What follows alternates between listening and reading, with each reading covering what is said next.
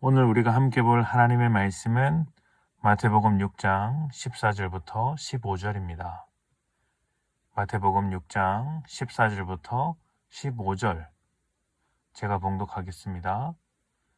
너희가 사람의 잘못을 용서하면 너희 하늘 아버지께서도 너희 잘못을 용서하시려니와 너희가 사람의 잘못을 용서하지 아니하면 너희 아버지께서도 너희 잘못을 용서하지 아니하시리라.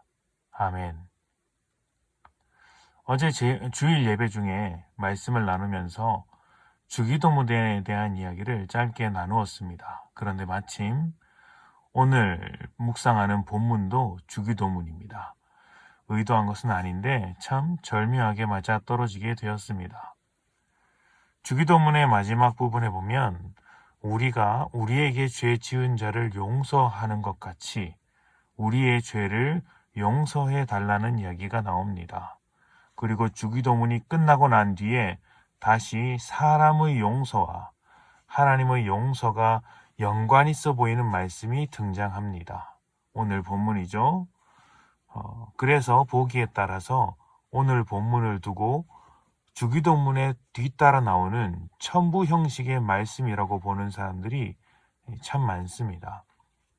산상수훈으로부터 이어진 예수님의 말씀은 하나님 나라에 대한 설명이자 그 나라의 백성들의 삶이 어떠한 것인지를 가르쳐주는 말씀입니다. 그래서 여기 나오는 말씀은 구원의 조건이 아니라 하나님 나라 백성들, 예수를 믿는 자들의 특징이라고 할 수 있습니다. 오늘 나오는 용서로 그렇습니다.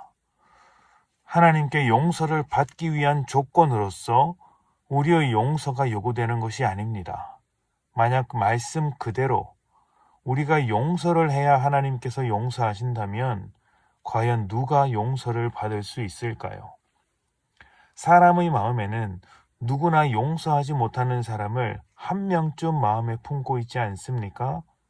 또 지금 당장에는 없을지 몰라도 살다 보면 그런 사람들이 생기기 마련입니다. 저와 여러분, 우리 모두가 그렇죠.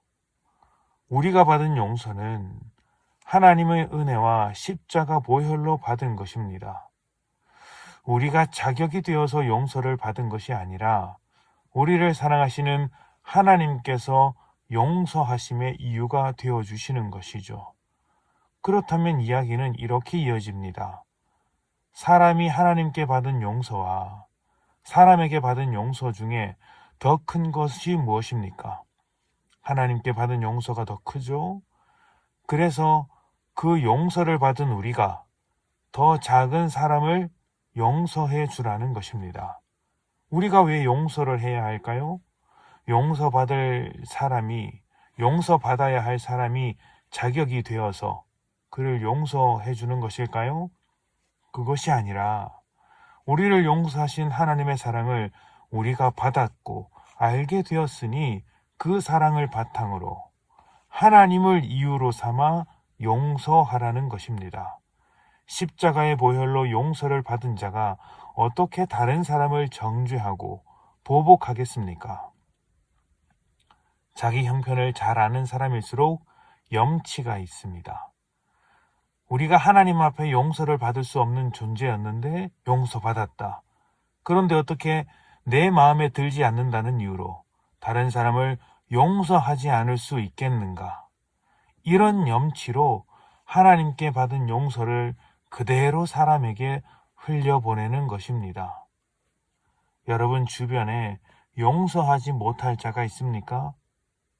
그 사람이 여러분에게 잘못한 것보다 여러분이 하나님께 잘못한 것이 훨씬 큽니다.